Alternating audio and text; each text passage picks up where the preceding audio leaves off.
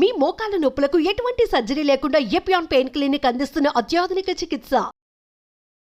నమస్తే, welcome to Suman TV. ఇటీవల కాలంలో సాధారణంగా అనారోగ్య సమస్యల్లో భాగంగా వచ్చేటువంటి సమస్యలు వైటమిన్ డెఫిషియన్సీ. ముఖ్యంగా చూసుకుంటే vitamin D and B12 deficiency అందరిలోని బాగా కనిపిస్తుంది. ఎందుకు ఇంత ఎక్కువగా ఈ వైటమిన్ డెఫిషియన్సీ అనేది మనం చూస్తున్నాం? ఇవి వచ్చేటప్పుడు మనకి ఎలాంటి సిమ్టమ్స్ అనేది తెలుస్తుంది? దీనికి ఓన్లీ సప్లిమెంట్స్ అనేది సరిపోతాయా?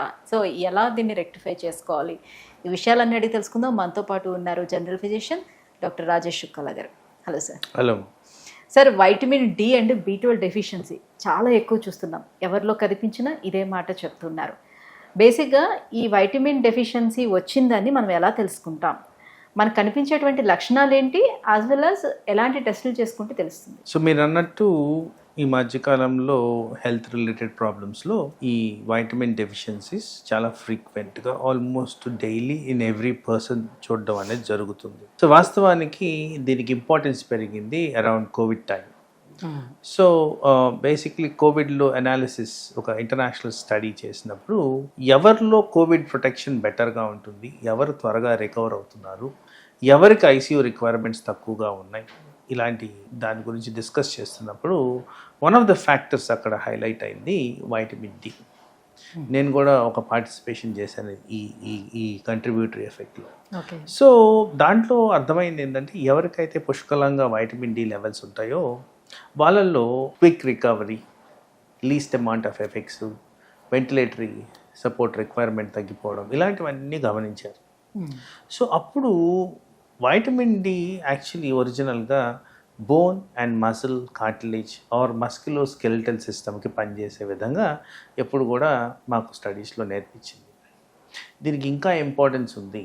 It's not just about bones, ఇంకా బాడీలో వివిధ రకాలుగా హెల్ప్స్ ఉన్నాయి అని చెప్పి అనాలిటికల్గా డిసైడ్ చేసినప్పుడు తెలిసింది ఏంటంటే, ఒకటి బ్రెయిన్ ఫంక్షనాలిటీ, పర్టికులర్గా మానసిక ఒత్తిళ్లకు సంబంధించింది వైటమిన్ డి రోల్ ఉంది. Heart disease, heart functionality and heart కొట్టుకునే విధం, బ్లడ్ ప్రెషర్ రెగ్యులేషన్, ఇవన్నీ కూడా వైటమిన్ డికి కనెక్షన్ ఉన్నాయి. Diabetes regulatory factors and diabetes onset, దీనికి రిలేషన్ ఉంది. సో ఇలా క్రూషియల్ ఏరియాస్లో వైటమిన్ డి రోల్ చాలా ఇంపార్టెంట్గా గమనించారు. తర్వాత మీరు అన్నట్టు ఇమ్యూనిటీకి డైరెక్ట్ కనెక్షన్. అంటే ఒక బాడీ హెల్తీగా ఉండాలంటే వైటమిన్ డి పుష్కలంగా ఉండాలి. తర్వాత cancer prevention, vitamin D has got a role. ఎలా ఈ క్యాన్సర్ కణాలు తయారవుతాయనే దగ్గర ఈ వైటమిన్ డి అడిక్వేట్గా ఉంటే క్యాన్సర్ ఫార్మేషన్ని నిలిపే విధంగా పనిచేస్తుంది. సో ఇవన్నీ కూడా న్యూయర్ రెలవేషన్స్ అబౌట్ వైటమిన్ డి, దాని బాడీలీ ఫ్రెండ్లీ ఎఫెక్ట్స్. సో అలా వైటమిన్ డి అనేది బాగా ఇంపార్టెన్స్ గెయిన్ చేసింది. సైమల్టేనియస్లీ నేను ఎప్పుడు చెప్తూ ఉంటాను, డయాబెటిక్ పాపులేషన్ చాలా పెరుగుతుంది. We are the capital in terms of diabetes అని. ప్రపంచవ్యాప్తంగా ఇండియన్ సబ్సెట్ ఆఫ్ పాపులేషన్లో ఎక్కువ ఉంటుంది. డయాబెటీస్ ఎక్కడైతే ఎక్కువ ఉంటుందో B12 plays a very crucial role. ఈ B12కి ఎందుకు ఇంపార్టెన్స్ వస్తుందంటే, డయాబెటీస్ డైరెక్ట్గా B12 అబ్జార్ప్షన్ని హ్యాంపర్ చేస్తుంది. అలాగే ఈ మెట్ఫార్మిన్ అనే ఫస్ట్ లైన్ డ్రగ్ డయాబెటీస్లో ఏదైతే వాడతామో దాని ద్వారా కూడా కాస్త B12 ఎఫెక్ట్ అయ్యేదానికి ఛాన్స్ ఉంది. తర్వాత డయాబెటీస్కి థైరాయిడ్కి దగ్గర పోలికలు ఉన్నాయి. సో థైరాయిడ్ డిజీజ్లో కూడా B12 డెఫిషియన్సీ వచ్చేదానికి ఛాన్స్ ఉంది.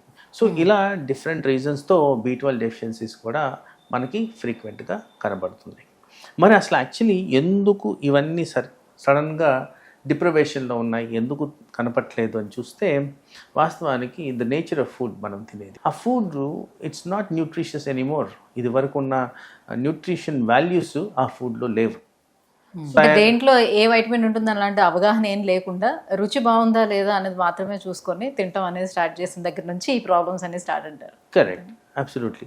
సో బేసిక్లీ ఏంటంటే ఈ పొల్యూషన్, గ్రీన్ హౌస్ ఎఫెక్ట్, వీటిలన్నింటిలో జరిగింది ఏంటంటే, ఏదైతే అల్ట్రా బి వైలెట్ రేస్ సూర్యరశ్మిలోంచి మనకు రావాలి, దాని ద్వారా విటమిన్ డి తయారవుందో అది లోపం గురవుతుంది, అది రీచ్కే కావట్లేదు, అట్మాస్ఫియర్లోకి ఎంటర్ కావట్లేదు అనేది ఒక సైంటిఫిక్ డేటా. అలాగే ఇప్పుడు డీనాచురైజేషన్ ఆఫ్ ఫుడ్ ఐటమ్స్, న్యూట్రియంట్స్ ఒక ఫామ్లో ఉంటేనే అవి మనకి చేరుతాయి.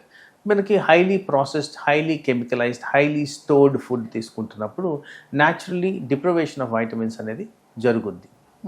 సో ఇలా పలు రకాలుగా మనకి ఫుడ్లోంచి రావాల్సిన ఆ వైటమిన్స్ మనకి రీచ్ కావట్లేదు. దాని కారణంగా ఇవి ఎక్కువగా కనబడుతున్నాయి. తర్వాత ఈ మధ్యకాలంలో ఆల్మోస్ట్ అబౌట్ 15-20 ఇయర్స్ నుంచి బయట వెళ్ళి ఆడుకోవడం అనేది జీరో అయిపోయింది. సన్ ఎక్స్పోజర్ ఉంటే వైటమిన్ డి వస్తుంది, ఇది అందరికీ తెలిసిన విషయమే. బట్ ఆ సన్ ఎక్స్పోజరే లేకుండా తయారవుతున్నారు. ట్యాన్ అయిపోతాం అని వెళ్ళట్లేదు. అది స్మార్ట్ గ్యాజెట్స్, నో టైం, ఇలాంటివన్నీ కూడా ఇట్స్ ఎఫెక్టింగ్ ద హెల్త్. అంటే ఆ వైటమిన్ జనరేషన్ అనేది లోపిస్తుంది. సో ఇవన్నీ కానీ కొంతమంది ఇక్కడ నన్ను చాలా మంది అడుగుతూ ఉన్నారు, అంటే మీరు ఇన్ని ఇంటర్వ్యూస్ చేస్తున్న దగ్గర మేము చూస్తూ ఉంటామండి. సో కాస్మెటాలజిస్టులు చెప్తూ ఉంటారు, ఎర్లీ మార్నింగ్ వచ్చేటువంటి 8 o'clock ఆ టైంలో వచ్చేటువంటి సన్ రైజ్కి మీరు ఎక్స్పోజ్ అయ్యారంటే వైటమిన్ డి వస్తుంది. కానీ ఆర్థోపెడిక్స్ చెప్తూ ఉంటారు, సో 11 ఆ టైంలో వచ్చేదే కరెక్ట్ ఇది, సో మీరు దానికి ఎక్స్పోజ్ అవ్వాలి అని చెప్తుంటారు. ఇందులో ఏది right? So basically early morning rays అనేది important. Actually it is important for us. ఈ 11 o'clock రేస్ ఏమవుతున్నాయంటే దానివల్ల స్కిన్ డ్యామేజ్ అనేది జరుగుతుంది. సో మీరు 2 కాంట్రడిక్టరీ పీపుల్ దగ్గరికి వెళ్ళారు. ఒకటేమో డర్మటాలజిస్ట్ ఈ ట్యానింగ్ అండ్ స్కిన్ ప్రొటెక్షన్ గురించి మాట్లాడేవాళ్ళు, ఇంకోరేమో ఆర్థోపెడిషియన్స్ ప్యూర్లీ బోన్ గురించి మాట్లాడేవాళ్ళు. So ideal scenario for a healthy life and healthy life style గురించి మాట్లాడుతున్నప్పుడు, because skin is also very important vital organ మన బాడీలో, దాన్ని ప్రొటెక్ట్ చేసే విధంగా చేయడం అంటే ఎర్లీ మార్నింగ్ సన్ రైజ్ ఆ బెటర్ యాజ్ కంపేర్ టు ఈ 11 o'clock నుంచి 3 o'clock. ఇవన్నీ ఇంటెన్స్ ఉంటుంది. మీరు సమ్మర్లో మనం ఎప్పుడైనా మాట్లాడినప్పుడు జాగ్రత్తలు మాట్లాడినప్పుడు 11 నుంచి 3 వరకు బయట రావద్దని చెప్తాం. సో మనకి ఎప్పుడు కూడా వేడిగా ఉంటుంది కాబట్టి that time I don't recommend. అది మంచిది కూడా కాదు. హీట్ స్ట్రోక్స్ రావడం కానీ, బాడీ మీద తీవ్రమైన ఒత్తిడి రావడం కానీ జరుగుతుంది కాబట్టి not recommended around that time. రాదా ఐ ప్రిఫర్ ఎర్లీ మార్నింగ్. అందుకోసం ఎర్లీ మార్నింగ్ వాక్ బెటర్ అని చెప్తుంటాను నేను. సో వైటమిన్ డి, B12 లోపించేటప్పుడు మనకి ఎలాంటి సిమ్టమ్స్ కనిపిస్తాయి, మన బాడీలో ఎటువంటి లక్షణాలు కనిపిస్తాయి? సో ఇది హార్డ్ అండ్ ఫాస్ట్ రూల్ కాదు, డిక్టమ్ అయితే కాదు. ఇట్స్ ఆల్వేస్ ఇన్సిడెంట్లీ ఫౌండ్ ఇది వైటమిన్ డెఫిషియన్సీస్ అనేవి. కానీ చాలా మటుకు కొంతమంది క్లినికల్ ప్రజెంటేషన్స్లో సిమ్టమ్స్తో వస్తున్నప్పుడు సడన్గా బాడీలో అంత నొప్పులు రావడం, పర్టికులర్గా vitamin D and B12 also similar presentation అనేది ఉంటుంది. జాయింట్ పెయిన్స్, అలసట ఎక్కువగా గురవడం, కాన్సన్ట్రేషన్ మెకానిజం సరిగ్గా లేకపోవడం. సో ఇలాంటివి ఎక్కువగా ఈ వైటమిన్ డి ప్రజెంటేషన్గా ఉంటుంది. నా B12 గురించి మాట్లాడుతున్నప్పుడు B12లో కూడా మస్క్యులర్ పెయిన్స్ ఎక్కువగా ఉంటాయి, కానీ B12కి నర్వస్ సిస్టమ్కి ఎక్కువ కనెక్షన్ ఉంటుంది. సో తిమ్మెర్లు రావడము, బ్యాలెన్స్ తప్పడము, ఇలాంటివన్నీ క్లినికల్ ప్రజెంటేషన్లో వస్తాయి. కానీ by default in my practice ఎవరికైనా డయాబెటీస్ వచ్చినా కానీ, ఎవరికైనా థైరాయిడ్ డిజీజ్ వచ్చినా కానీ, ఎవరికైనా హార్ట్ డిజీజ్ వచ్చినా కానీ, వీళ్ళందరిలో కూడా మేము ఎక్స్క్లూడ్ చేయాల్సింది ఈ vitamin deficiency. Because this is basis. సింపుల్గా మందులు లేకుండా వైటమిన్స్ ఇస్తే తగ్గుద్దా, ఇది కూడా మనం గమనించుకోవాల్సిన అవసరం ఉంది. ఎందుకంటే ఇవన్నీ కూడా క్లినికలీ కోరిలేటెడ్. ఈ కరెక్టివ్ మెజర్స్ చేస్తే మనకు ఆ డిజీజ్ ఇంటెన్సిటీ తగ్గేదానికి ఛాన్స్ ఉంది. కాబట్టి ఇలాంటి డిజీజ్ కండిషన్స్ ఫ్రీక్వెంట్గా మనం చూస్తున్నాం కాబట్టి ఆ కండిషన్స్లో కంపల్సరీ ఈ ఎవాల్యుయేషన్ అనేది మేము చేయడం అనేది జరుగుద్ది. చాలా మటుకు మేబీ అబౌట్ 50% వాళ్ళకి ఏసిమ్టమాటిక్, అసలు ఏమి సిమ్టమ్స్ ఏమి ఉండవు. అలాగే ఈ కారణంగా వైటమిన్ కారణంగా వాళ్ళకి ఏమైనా అవస్థ గురవుతుందంటే లేదు. కానీ ఆ డిజీజ్ ఉన్నప్పుడు ఆ డిజీజ్ గురించి స్క్రీన్ చేసినప్పుడు ఎస్ వీళ్ళకి ఇది కూడా ఉంది, దీనికి కూడా కరెక్టివ్ మెజర్స్ తీసుకోవాలనేది చాలా ఫ్రీక్వెంట్గా జరుగుతున్న ఈ క్లినికల్ ఇన్సిడెంట్స్ మాకు. అంటే కొంతమంది సార్ ఇప్పుడు సప్లిమెంట్స్ తీసుకున్నా, లేదంటే ఇప్పుడు ఇంజెక్షన్స్ రూపంలోనే తీసుకున్నా కూడా ఒక 3 months తర్వాత మళ్ళీ ప్రాబ్లం అట్లానే ఉంటుంది, మళ్ళీ వెళ్తారు, మళ్ళీ తీసుకుంటుంటారు. ఇట్లా రికరెంట్గా ఎందుకు తీసుకోవాలి, అంత నెసెసిటీ ఉంటుందా? సో వన్స్ తీసుకున్న తర్వాత అది మళ్ళీ నార్మల్గా ఫుడ్తో డైట్ తోటి దాన్ని రెక్టిఫై చేసుకోవడం సాధ్యం కాదంటారా, లేకపోతే వాళ్ళ బాడీ ఏమైనా అబ్జర్వ్ చేసుకోవట్లేదా? ఫస్ట్ ఆఫ్ ఆల్ మనకు అర్థం కావాల్సింది ఇక్కడ ఈ డెఫిషియన్సీస్ రావడానికి కారణం మన న్యూట్రిషనల్ ఎలిమెంట్స్ సరిగ్గా లేనప్పుడు. అండ్ మనం తరచుగా డిస్కషన్లో ఊబకాయం అనేది ఒక మేజర్ ఎఫెక్ట్గా మాట్లాడుతూ ఉంటాం. ఎవరైనా ఊబకాయం గురించి మాట్లాడుతున్నప్పుడు డైట్ తగ్గించండి అని చెప్తాం, whatever form of diet. ఎప్పుడైతే నేను డైట్ తగ్గిస్తున్నానో డెఫినెటివ్గా ఈ ఎలిమెంట్స్ ఆఫ్ న్యూట్రిషనల్ థింగ్స్ కూడా తగ్గినట్టే. ఎందుకంటే మీరు హ్యాపీగా తినండి అని చెప్పే పరిస్థితులు అయితే లేవు. సో ఆల్రెడీ మనకి డిప్రైవ్డ్ అడల్టరేటెడ్ ఫుడ్ తింటున్నాం, దాని మీద మళ్ళీ రెస్ట్రిక్షన్ మేమే పెడుతున్నాం.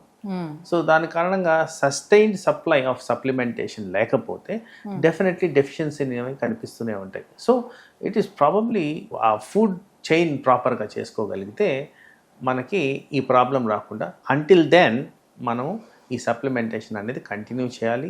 అలా కంటిన్యూ చేయకపోతే మళ్ళీ మీరు ఇంజెక్షన్స్ వేసుకోవడం, మళ్ళీ ఇదే సైకిల్ ఆఫ్ చెకింగ్ ఉంటుంది. Constant usage of medicine, better supplement in terms of vitamins, and మధ్యలో ఎప్పుడైనా అవసరం అయినప్పుడు చెక్ చేసుకొని లెవెల్స్ ఉన్నాయా లేవా అనేది గుర్తించడం చాలా ఇంపార్టెంట్. తర్వాత ఇక్కడ ఒక ప్రాక్టికాలిటీ నేను గమనించింది ఏంటంటే, చాలామంది టెస్టులు చేయించేసుకుంటారు, రిపోర్ట్స్ చూస్తారు, range 30 to 100 for example vitamin D, ఇది 30 ఉంది కదా పర్లేదు అనుకుంటున్నారు. నో, ఆప్టిమమ్ లెవెల్ మీరు 60-70 ఉండాలి. అది ఒక ఎక్స్పర్ట్ చూపించి దాన్ని కరెక్టివ్ మెజర్స్ చేసుకోవడం ముఖ్యం. ఎందుకంటే ఆల్రెడీ 30 లెవెల్లో ఉంది కాబట్టి అది ఇంకా తగ్గేదానికి ఆస్కారం ఉంది. దానివల్ల మేజర్ హెల్త్ హెజార్డ్స్ వచ్చేదానికి ఛాన్స్ ఉంది. కాబట్టి ఇది కూడా చాలామంది గమనించుకోవాలి. ఇది నా ప్రాక్టికల్ మెడిసిన్లో చూస్తున్నాను కాబట్టి ఈ అడ్వైస్ ఇస్తున్నాను. బాడీలో కాల్షియం లోపము ఉన్నా కూడా వైటమిన్ డి అనేది అబ్జర్వ్ కాదా? ఏంటి రెండిటికి సంబంధం? Basically vitamin D is the carrier for calcium. ఎప్పుడైతే వైటమిన్ డి అడిక్వేట్గా బాడీలో ఉంటుందో, కాల్షియం ఏదైతే ఫుడ్లో అవైలబుల్ ఉంటుందో దాన్ని క్యారీ చేసి బాడీలోకి ఇస్తుంది, అందజేస్తుంది. సో ఆ క్యారియర్ మెకానిజం కావాలి అంటే ఈ వైటమిన్ డి పుష్కలంగా మన బాడీలో ఉండాలి. Right, thank you sir. Vitamin D and B12 వీటి యొక్క ప్రాముఖ్యత ఏమిటి అసలు, సో ఎలా తీసుకోవాలి మనం బాడీకి అనే విషయాన్ని తెలియజేసినందుకు థ్యాంక్ యూ సో మచ్.